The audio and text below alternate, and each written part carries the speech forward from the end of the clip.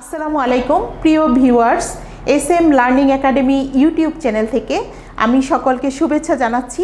আমি Sharmin তানিন, assistant teacher ICT।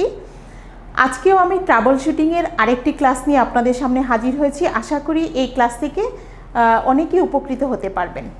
তাহলে চলুন ট্রাবল শুটিংয়ে আমরা চলে যাচ্ছি। আমরা আজকে যে ট্রাবলটি নিয়ে আলোচনা করব সেটি হচ্ছে সিস্টেম গরম হয়ে যায় এবং অস্বাভাবিকভাবে বন্ধ হয়ে যায়। অর্থাৎ সিস্টেম গরম হয়ে গেলে এবং আমার কম্পিউটার যদি বন্ধ হয়ে যায় তাহলে আমরা সেক্ষেত্রে কি করতে পারি, চলুন আমরা দেখে আসি। আমরা কিছু পয়েন্টস এখানে লিখে রেখেছি। প্রথমেই আমরা যেটি করব সেটি হচ্ছে কেসিংটি খুলে ফেলব।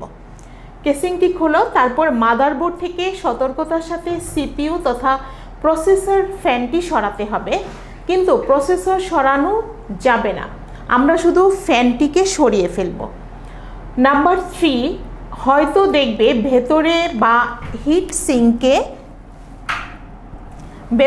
হিট সিঙ্কে প্রচুর ধুলোবালি জমে আছে, যা বায়ু চলাচলকে বাধাগ্রস্ত করেছে, ফলে CPU ঠান্ডা হতে পারছে না।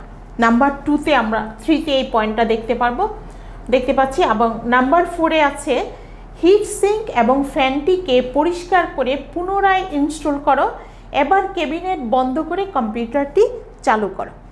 তাহলে আমরা যদি আমার সিস্টেম গরম হয়ে যায় এবং অস্বাভাবিকভাবে আমার কম্পিউটারটি বন্ধ হয়ে যায়, আমরা এই স্টেপগুলো ট্রাই করব এবং যতক্ষণ পর্যন্ত আমরা এটা করার পরে কম্পিউটারটি ঠিকভাবে না চলব, সর্বশেষ আমাদের কি করতে হবে, সমাধান না হলে স্থানীয় কোনো সার্ভিস সেন্টারে নিয়ে অভিজ্ঞ লোককে দিয়ে আমাদের কম্পিউটারটাকে দেখাতে হবে।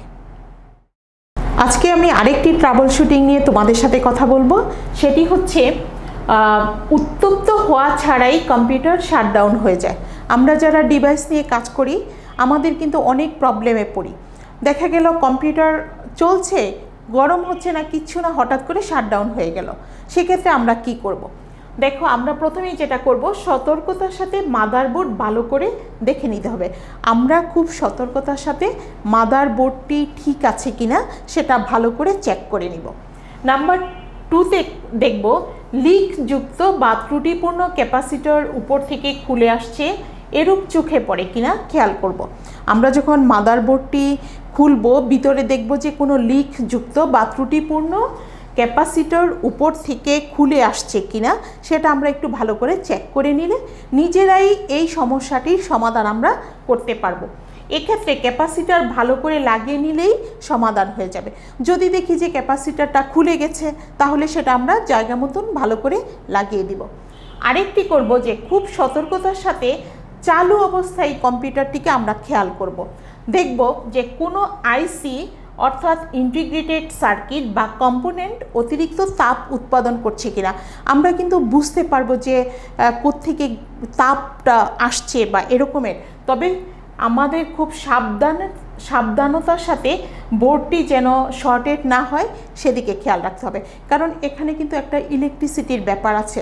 আমরা যে কাজটাই করব পাওয়ার সাপ্লাই অবস্থায় সেটা অবশ্যই সতর্কতার সাথে করব, যাতে কোনো দুর্ঘটনা না ঘটতে পারে। ধারাবাহিকভাবে আমার পরবর্তী ক্লাসগুলো পেতে চাইলে আমাদের চ্যানেলটি সাবস্ক্রাইব করে আমাদের সাথেই থাকো। ধন্যবাদ সবাইকে।